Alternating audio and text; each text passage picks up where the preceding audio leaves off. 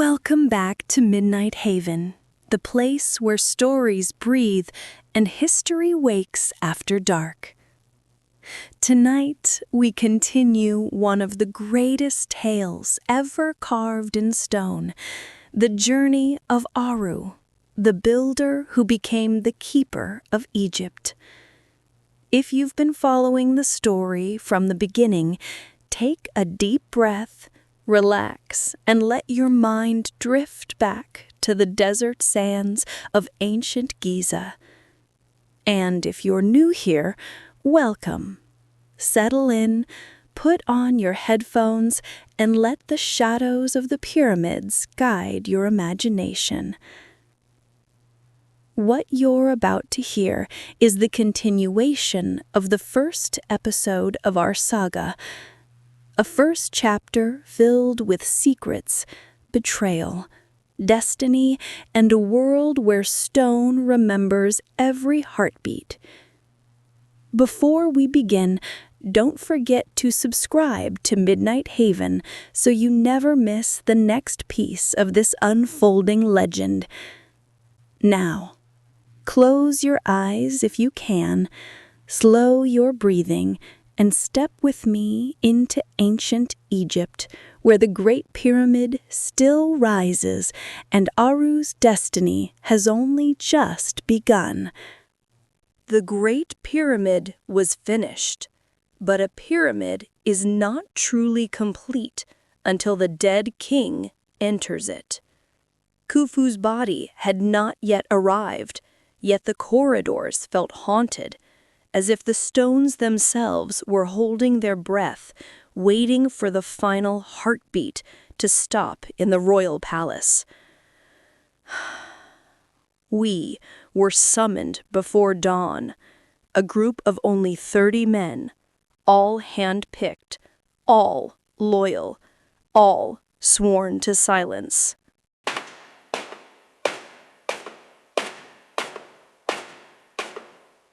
The guards escorted us inside, down torch-lit passages that swallowed sound and reflected our footsteps like ghosts walking beside us.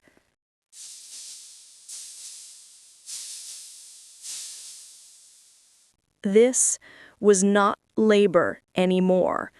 This was ritual. And rituals in Egypt were never simple. They were binding, sacred, and sometimes terrifying. The Forbidden Chamber. We were led deeper than I had ever gone, past the Grand Gallery, past corridors meant to confuse thieves, past shafts too narrow for full-grown men. Finally, we reached a wall covered in plaster and paint, but with cracks revealing it had been sealed recently. The high priest looked at us, eyes cold. This chamber must never be recorded. What we do here today dies with us. The wall was broken open. Behind it lay a room lit by 2 oil lamps burning with blue flames. Blue, like no oil I had ever seen.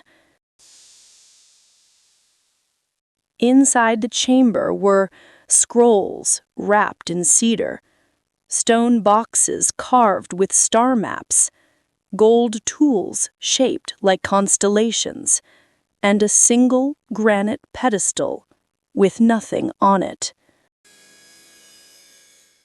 The priests bowed before the empty pedestal. One whispered, "This is the throne he ascends from. The body is only the vessel."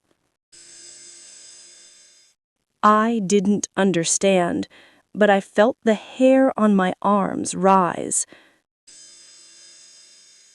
Some knowledge was never meant for hands like mine. Khufu's death procession. The king died at sunset 3 days later. The sky burned red, as if the gods themselves lit torches across the horizon. A hush fell on the workers' village. Women smeared mud across their faces in mourning. Men cut their hair short. Priests lit incense until the air tasted of bitter smoke and honey. The body of Khufu was carried on a golden bier, surrounded by priests with shaved heads, their bodies painted with sigils of rebirth. No wailing, no chaos, only the slow, rhythmic whisper of prayers. We lined the path as the procession passed. The desert wind stopped. Even the birds were silent. Khafre walked behind the bier, a young prince now shaped by the weight of destiny. His eyes, sharp, intelligent, unreadable, met mine for a brief moment. Something passed between us. Recognition? Warning? I did not know. The sealing ceremonies begin. Inside the pyramid, the air was suffocating.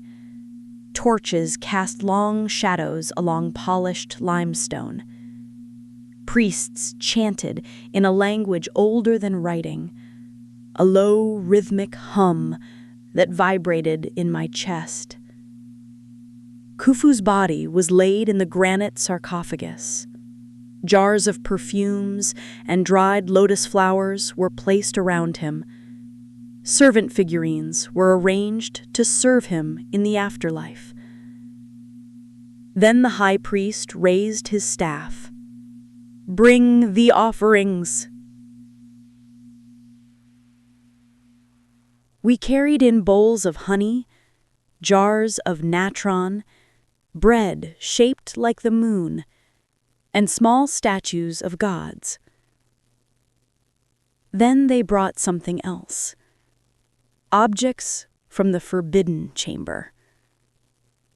Star maps, tools engraved with numbers, a scroll filled with symbols I didn't recognize. These were placed around the sarcophagus with a care that bordered on fear. Men who never left. Finally came the part no one speaks of, the ceiling. Massive granite blocks, prepared months earlier, were slid into grooves above doorways to seal the chambers forever. But the corridors were too tight for ropes, so the men who placed the stones could not escape in time. I saw it with my own eyes. 6 men entered the corridor with wooden levers. They adjusted the final block. They pushed. The stones slid down with a deafening boom, closing the passage behind them. We heard only faint echoes of their final chants. The priest beside me whispered, "They accompany the king. They are honored." I did not feel honor. I felt horror. Last exit. Only 2 corridors remained open now. One leading out, one deeper in, toward a passage that would soon be sealed forever. We were ordered to carry torch baskets and seal the last inner shaft. Sweat poured down my back as I placed the final limestone blocks along the gallery. One of the younger workers, trembling, asked, "Will we be sealed too?" The high priest stared him coldly. "Only if the gods choose." The boy nearly dropped his torch. Last, the chambers were ready.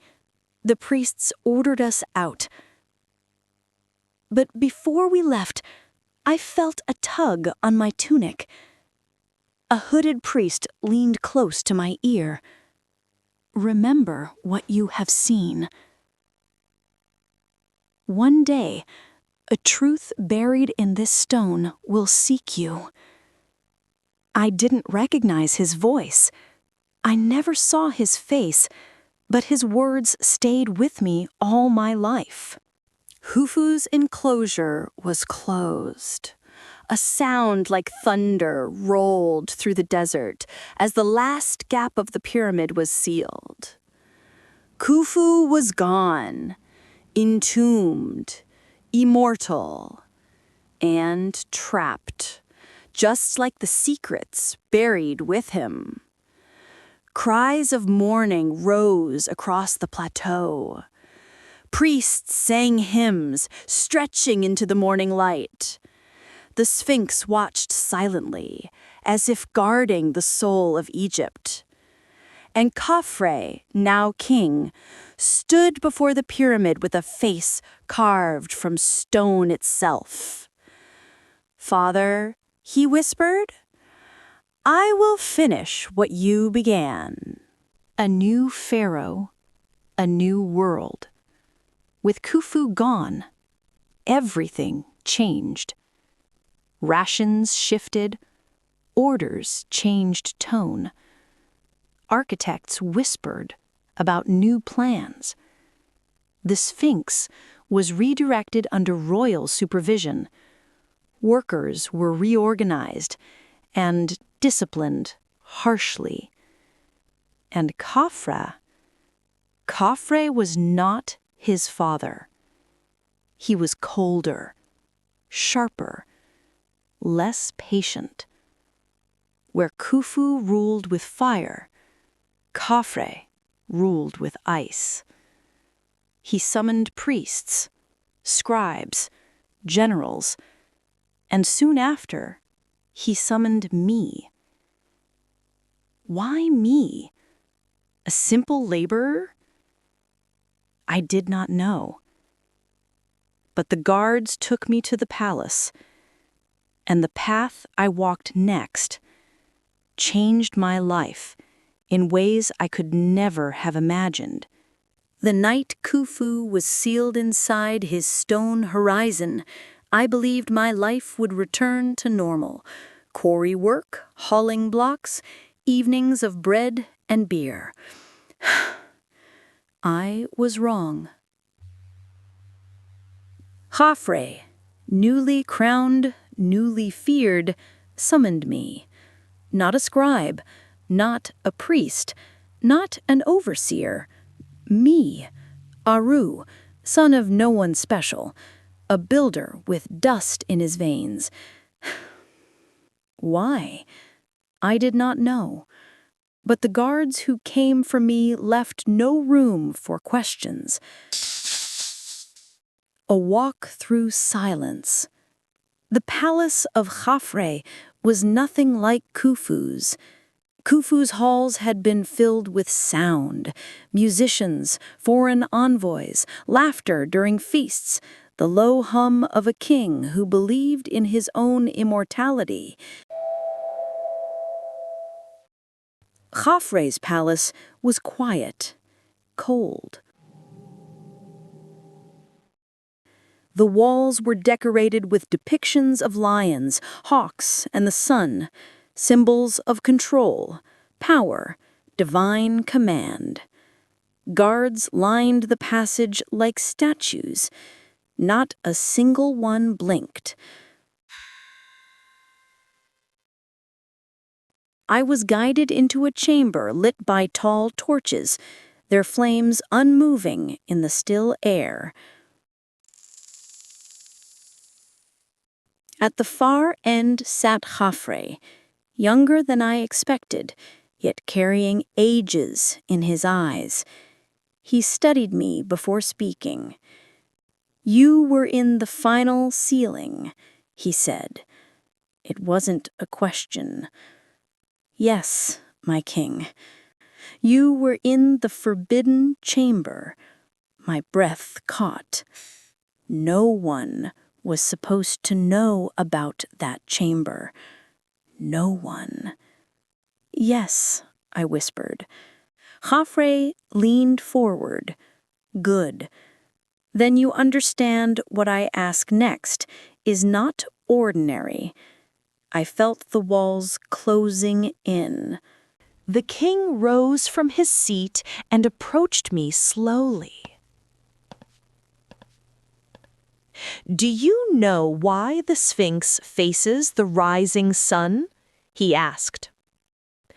"To watch the dawn, my king?" Khafre shook his head. "No, it watches something else." He circled me like a lion deciding whether to kill or command. The priests whisper that the pyramid holds more than my father's body.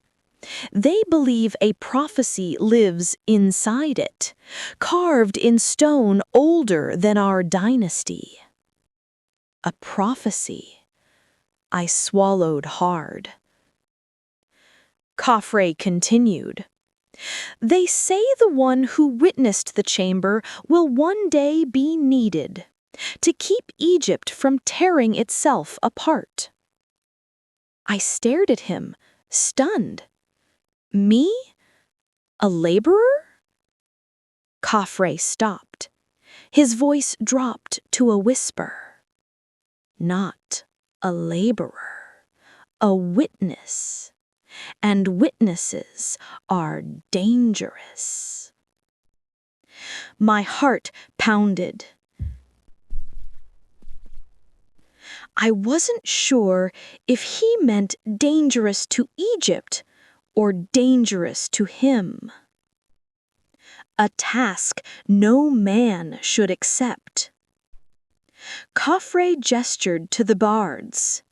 They brought forward a stone box, small, heavy, carved with falcon wings.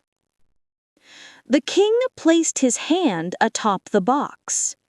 This box was found beneath the Sphinx, buried in the sand long before the lion body was carved. Felt my skin tighten. Inside is an artifact marked with the same symbols you saw in the forbidden chamber.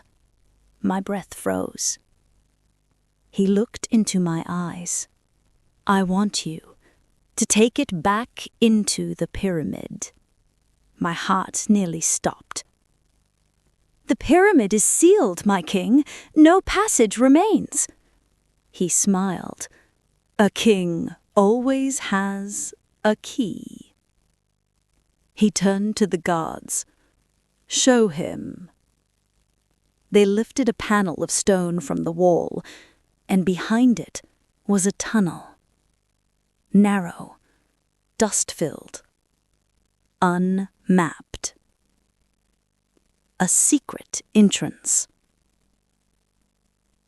"I alone know of this passage," Khafre said. "And now, so do you." I realized the truth. This was not a mission. It was a test. If I refused, I would disappear. If I accepted and survived, I would serve the king in ways not written in any scribe's scroll.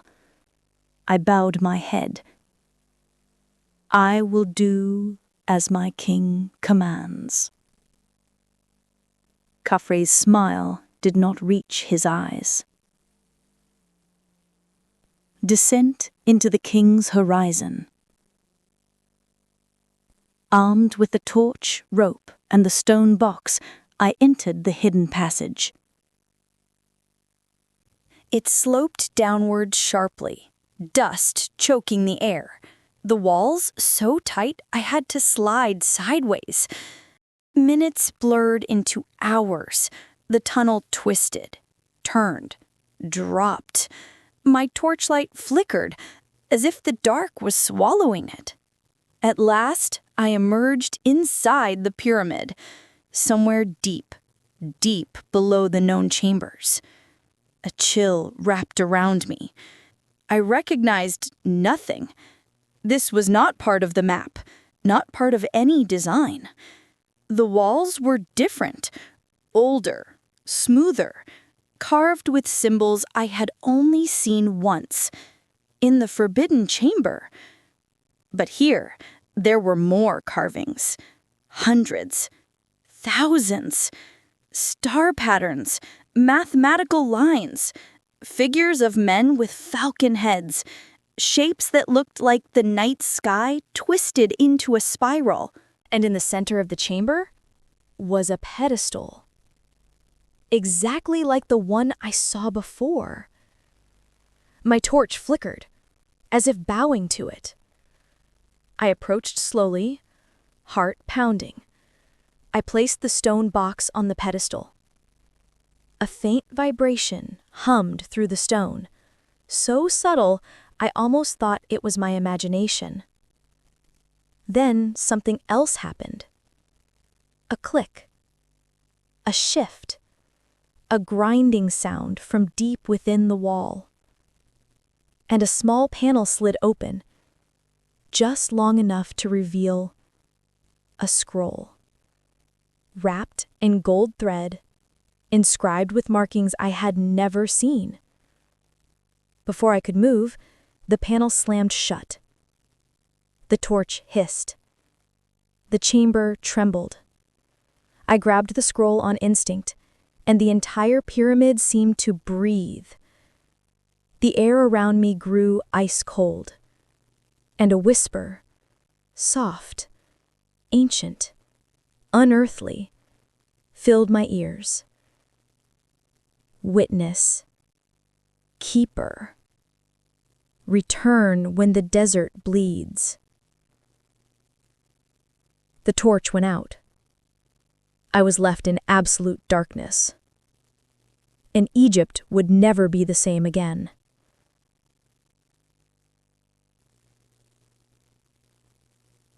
Darkness swallowed me whole. Not the simple darkness of night, but a suffocating, ancient blackness that felt alive, pressing against my skin as if the pyramid itself were testing me. The whisper still rang in my ears. Witness, keeper, return when the desert bleeds. I didn't understand. I didn't want to understand. All I wanted was light. My fingers scraped the granite walls. Rough, cold, silent. Then, a faint glow. For a moment, I thought it was a trick of the mind, but the light grew stronger. A pale, gold shimmer pulsing from the scroll in my hand. Not bright enough to banish the dark, but enough to guide me. The scroll vibrated softly, as if telling me which way to walk. I followed. Footsteps echoing. The chamber wasn't large, but the darkness distorted distance. My steps echoed strangely, not from the walls, but as if the sound was being swallowed. I moved toward a crack in the stone, a place where the vibration seemed strongest. I pressed my hand against it. The wall shifted, slowly, silently, as though it recognized the scroll I carried. A narrow slit opened, just wide enough for a man to squeeze through. I didn't hesitate. Crawling through that slit was like being reborn, stones scraping my back and chest, dust filling my mouth, air thin and stale. Finally, I fell forward into a slanted passage. I recognized it at once. The descending corridor, one of the original internal passages now long sealed and forgotten. The pyramid had let me out, or the prophecy had. I climbed upward through the darkness until faint torchlight appeared in the distance. When I reached the end of the passage, a guard nearly dropped his spear. "How? That passage is sealed," he gasped. I pushed past him, too shaken to speak properly. I must see the king. Guards escorted me to Khafre's private chamber. The young king stood before a bronze mirror, draped in leopard skin and gold, his face hardened by sleepless nights of grief and new power. When he saw me, his eyes narrowed. "You survived." "I carried out your command," I said, voice trembling but steady. "And the box?" "I placed it on the pedestal." "And?" I hesitated. Khafre stepped closer, eyes burning with suspicion. "Aru, what happened?" I held out the golden-wrapped scroll. There was something else, a message. Khafre snatched the scroll from my hands. His face drained of color, as if the symbols burned him. He didn't open it. He didn't dare. Instead, he whispered. "The priests said the prophecy was only myth." "What does it say?" I asked. Khafre looked at me with something strange. Fear. "Aru, this scroll speaks of a time when Egypt will bleed from within, when the gods turn their faces away." He swallowed hard. "And it says the king must choose between the throne and the truth hidden beneath the Sphinx." A chill ripped through me. "What truth?" Khafre didn't answer. That night, I discovered the truth. Not all priests served the throne. Some served something else. A secret faction, older than any dynasty, whose purpose was to protect the ancient knowledge buried long before Khufu. They were called the Keepers of the First Sky. And they feared Khafre, feared he would use the prophecy to gain godlike authority over Egypt, feared he would twist the old knowledge into a weapon. Whispers reached me. The king must not learn the scroll's full meaning. Aru should never have returned alive. The Sphinx stares at the rising sun for a reason. The desert will bleed if the wrong king holds the prophecy. I stayed silent, but listened to everything. Because now I understood. Khafre wasn't the only one who wanted me. The priests wanted me too, not as ally, but leverage or sacrifice. It began with a murder.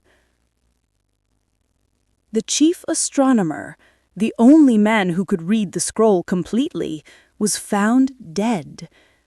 Body drained of blood, face carved with symbols.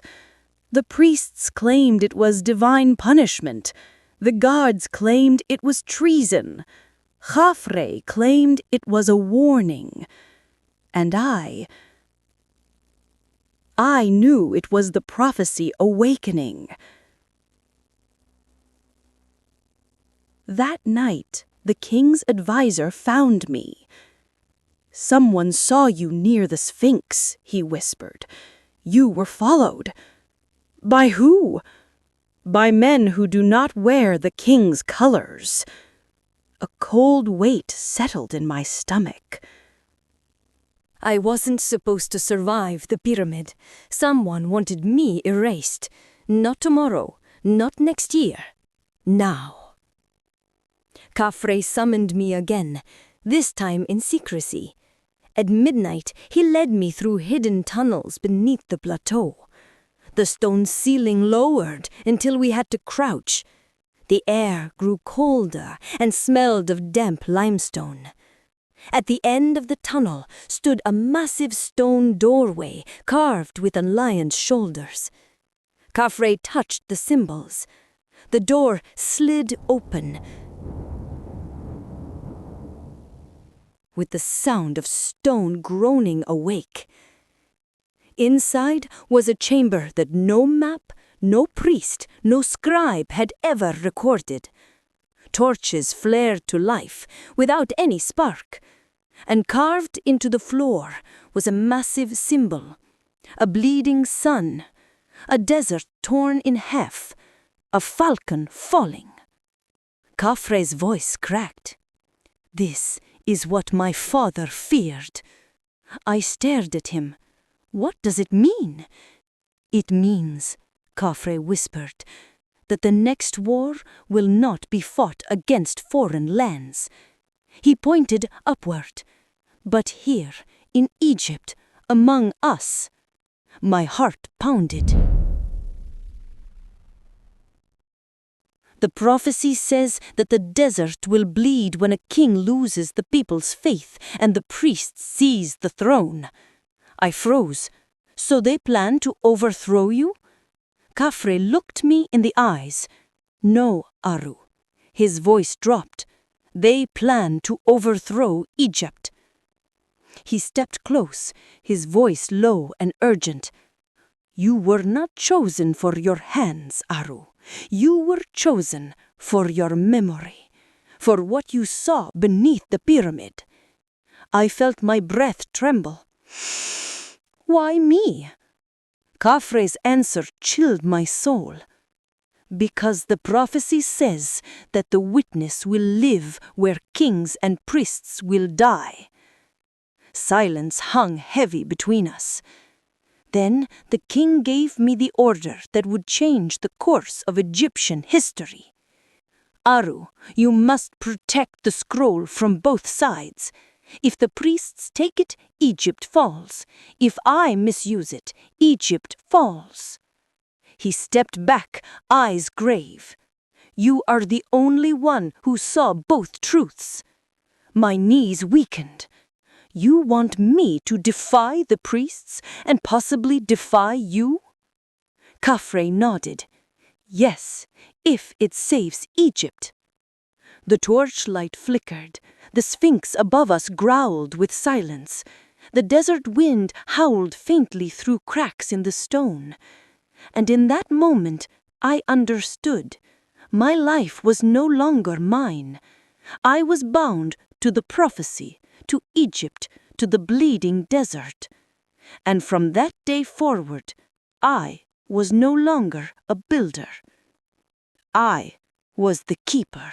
I was no longer Aru the builder, no longer the boy who carried baskets by the river, no longer a nameless laborer beneath a mountain of stone. I was now the keeper, the only witness to the forbidden chamber, and the bearer of a prophecy that could shatter a kingdom. And the moment that truth became real, Egypt turned against me. The first attack came at dawn. A shadow moved past my tent, a glint of metal, a whisper. I rolled away just as a dagger sliced through the mat where my head had been. I sprang to my feet. The attacker wore no royal insignia, no priestly mark, just plain linen, the kind worn by men who wished to disappear into crowds. He lunged again. I grabbed his wrist, twisted, and slammed him into the sand. His dagger clattered beside me. Before I could speak, he hissed, "You should have died beneath the pyramid." He bit down on something. Poison. Foam spilled from his mouth, and he died with eyes wide open. staring at the sky as if surprised to see daylight. Shiver. By midday, Khafre's guards cornered me. By order of the king, you are to be escorted to the palace for questioning. But I had learned enough to know this wasn't protection. This was containment. Between the priests who wanted me dead and the king who feared the prophecy more than he trusted me, I was alone. I fled. I hid in a storage hut near the workers' village. There I met someone I did not expect. Nehesi, a young temple scribe with dark eyes and ink-stained fingers. He grabbed my arm before I could slip away. "Aru," he whispered urgently, "you must trust me." Why would a scribe help a hunted man? Nehesi looked around nervously. "Because I read something forbidden, something the priests hid from the king and from you." My throat tightened. "What did you read?" He unrolled a scrap of papyrus, hastily copied, ink fresh. On it were symbols I had seen only twice, first in the forbidden chamber, and again beneath the Sphinx. Nehesi tapped the symbols with shaking fingers. "This prophecy isn't just about the king. It's about two rulers whose reigns will determine if Egypt stands or tears itself apart." "Two?" I breathed. "The falcon," Nehesi said, meaning the king. "And the lion," he finished, meaning the priests. A war of divine authority, a war of heaven versus earth, a war already beginning. Before nightfall, I was discovered. Khafre's soldiers surrounded the hut. "Aru!" the captain shouted. "The king demands your return, alive if possible." Nehesi's eyes widened. "They'll kill you," he whispered. "They think you joined the priests." But something inside me hardened. I stepped out into the torchlight, and there stood Khafre himself. His face was carved in fury. "You disobeyed me," he said quietly. "You fled, you hid, you consort with temple scribes." "I was attacked," I snapped, "by your enemies." Khafre stepped forward until his forehead nearly touched mine. "You dare imply I cannot protect my own kingdom? That's not what I—" Khafre slammed his fist into my chest. "You question me, keeper? You, a builder, a man of dust?" The guards stiffened. Nehesi watched, terrified. Khafre's voice dropped to a hiss. "You carry prophecy, not power." I saw it then, the truth behind his eyes. He wasn't just angry. He was afraid. Afraid of the priests, afraid of the prophecy, afraid of the scroll he dared not open. And more than anything, he was afraid of what I had seen. It happened the next morning. Khafre's closest advisor, a man respected by the army, trusted by the king, and feared by the priests, was found dead. His body lay near the Sphinx, slashed across the chest with symbols carved into his skin. The bleeding sun, the falling falcon, the open lion's mouth. Nehesi whispered in horror, "They're framing the king." And they succeeded. The nobles panicked. The army grew restless. The priests seized the moment. "These are omens," they cried. "Proof the king has offended the gods." Crowds gathered at the base of the pyramid shouting, "The gods are angry. Khafre must confess. The prophecy is real." Khafre appeared on the palace balcony, trying to calm the crowd. But his voice cracked, his authority wavered, and then a flaming arrow shot from the shadows straight toward the king. It struck the pillar beside his head, showering sparks over him. Chaos erupted. The assassination attempt had failed, but Egypt had crossed a line that could not be uncrossed. The desert had begun to bleed. That night, Nehesi and I crept back to the secret chamber beneath the Sphinx. The entrance was guarded, but the guards were dead. Cut cleanly, ritually. Inside, the chamber floor glowed faintly, the blood-colored symbol pulsing like a heartbeat. Nehesi's breath shook. "We are not alone," he whispered. He was right. Someone else was there. A figure in temple robes. The hooded priest from the forbidden chamber. "You have done well, Keeper," he said. "Who are you?" I whispered. He lifted his hood.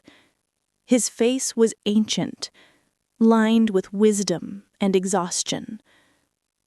"I am the last of the first sky, the last guardian of the prophecy." My blood froze. "You were the one who whispered to me in the pyramid." He nodded. "I tried to warn you, but the path has already begun." I stepped closer. "What does the prophecy mean?" The priest looked down at the glowing symbol.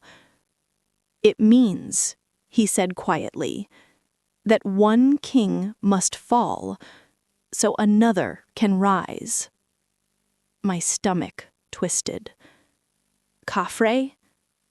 The priest's eyes filled with sorrow. "No," he whispered, "not just Khafre."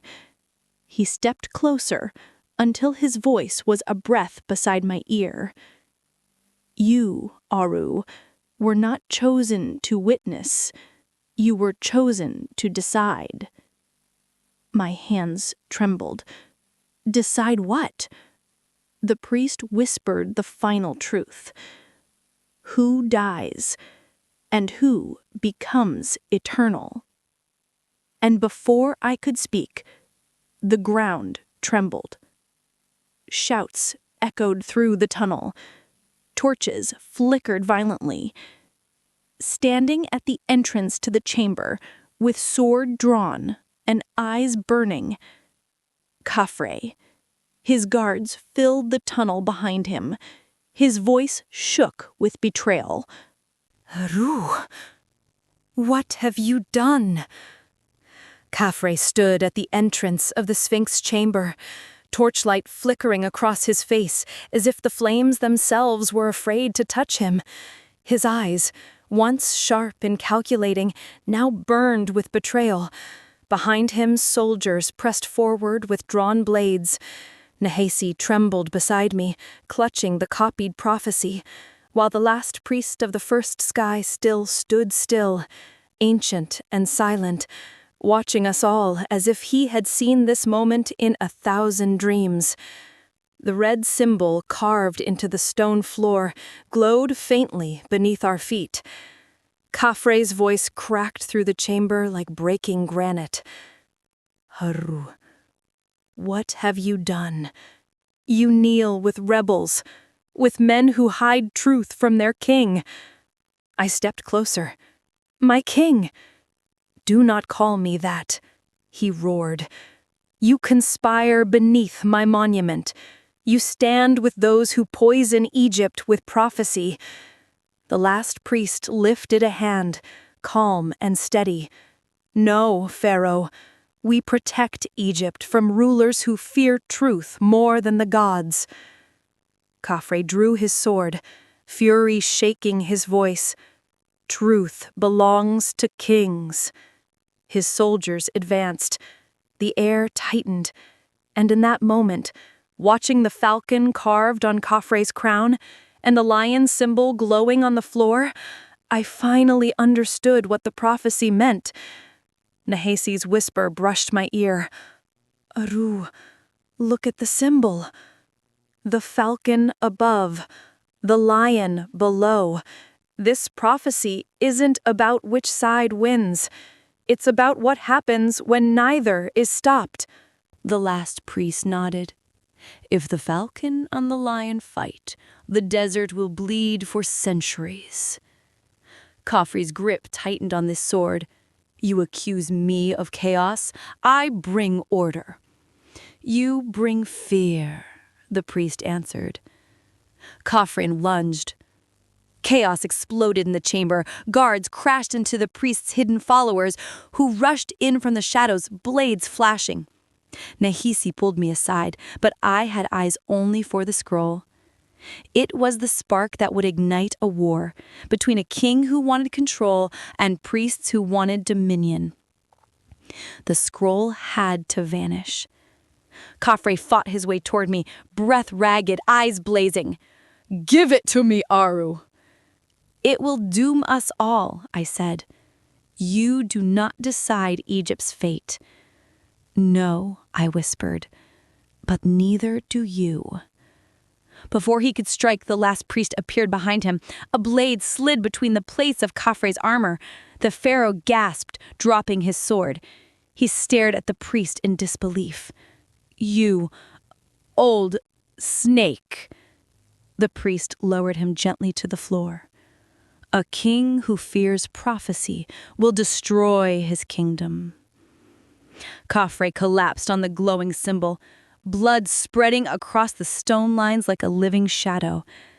The falcon had fallen, and the desert bled. Everything went still. The guards fled, the fighting ceased. Nehesi covered his face with trembling hands. The last priest turned to me, his voice filled with quiet sorrow. "The scroll belongs to you now, keeper." I stared at Khafre's lifeless body. A king who had wanted to shield Egypt, but let fear forge his downfall. This prophecy cost a king his life. It will cost more if anyone reads it. "That is why you must decide," the priest whispered. Nehesi came closer. "Aru, whatever you choose will shape Egypt's future." I closed my eyes and saw the true Egypt. The workers hauling stones, the families in their tents, the children running through dust, the everyday people who bled to build the dreams of kings. This wasn't about thrones or temples. Egypt was the people. I stepped onto the glowing symbol. The scroll pulsed in my hand like a heartbeat. The last priest's eyes widened. "Aru, no!" "I'm ending this." I placed the scroll on the altar. The ground rumbled. Ancient gears moved. Stone groaned. The altar opened like a mouth, then swallowed the scroll into its depths. A thunderous slam echoed through the chamber. The glow faded. The rumbling stopped. The prophecy was gone, forever erased from human hands. The Sphinx above us settled into silence. Without the prophecy, the priests lost their power. Without Khafre, Egypt turned to his brother Menkaure, gentler, wiser, and untainted by fear. Under his rule, Egypt healed. No more bloodshed, no more omens. The land breathed again. But I was changed. Nehesi and I stood at sunrise as Menkaure's coronation drums rolled across the desert. "Will you tell the new king what happened?" he asked. I shook my head. He must rule without fear. "And you?" he whispered. I looked at the Sphinx, silent, eternal, guarding its buried truth. I will keep watch, as the prophecy intended. Nehesi bowed softly. Then you truly are the keeper. I walked into the desert wind, leaving no footprints. My name would never be carved on stone. My story would never be chanted by priests. But Egypt would live, not because of kings, not because of gods, but because a simple builder chose peace over power, and that was enough.